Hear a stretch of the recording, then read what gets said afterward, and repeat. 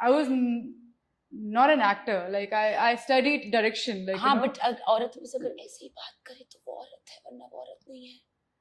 नहीं, लेकिन मैं ऐसे भी नहीं कर रही थी ना बात। अच्छा, मैं तो ऐसे कर रही थी बात। तो मतलब ऐसे भी तो बातें होती है ना। ऐसे कर रही थी तो मैं तो गलत हो गया। ऐसे नहीं करनी थी।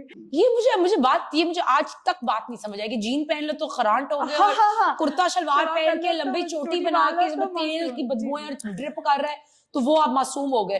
अंदर से बेशक जो मर्जी पीछे फसाद वो खड़ा करते रहे लोग, वो अलग बात है। बिल्कुल, एक्शन के बाद आपको नहीं पता उससे, एक्शन से पहले क्या वो करते हैं। लिटरली सही कह रही है, लेकिन ये मुझे नहीं समझ आती। तो एक तो वो चीज़ थी, और दूसरी क्या, तीसरी क्या हाल है।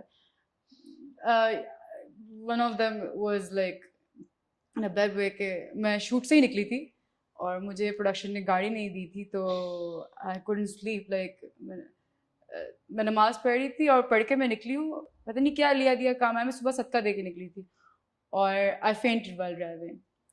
तो मैं शूट से ही निकली थी और अब वो नई नई आज़ादी नहीं होती जो 25 साल की उम्र में नई आज़ादी, मतलब आजकल दौर देखे ना, मतलब like underage लड़कियां, like you know, they are independent, they know what to do, what to say, what they're doing exactly.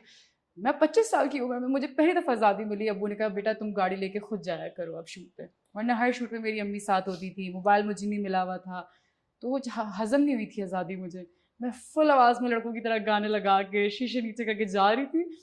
मुझे नहीं पता, लाइक मेरी ज़िंदगी 180 degree change. Like you know, I fainted while driving steering पे, और like जब आँख खुली तो फिर वो हॉस्पिटल में, फिर 2.5 साल व्हील चेयर पे रही मैं। Like you know, I was on ventilator, I was on coma for 19 days। तो फिर वो थोड़ा टफ टाइम था मेरा। एक ट्रॉमा उसके साथ काफी अटैच्ड हुआ होगा। सीरियसली मैं कहूँ तो मुझसे ज़्यादा तो मेरे पेरेंट्स ने चीज़ें फेस की थी, क्योंकि मैं मोस्ट ऑफ द टाइम तो बेहोश ही रहती थी।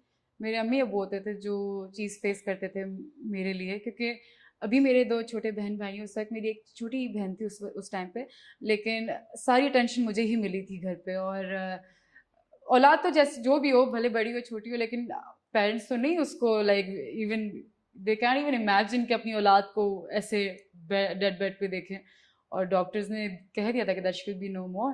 तो वो फिर उनके लिए ज़्यादा वो क्रूशल टाइम था, लाइक टफ टाइम था टू गेट ओवर।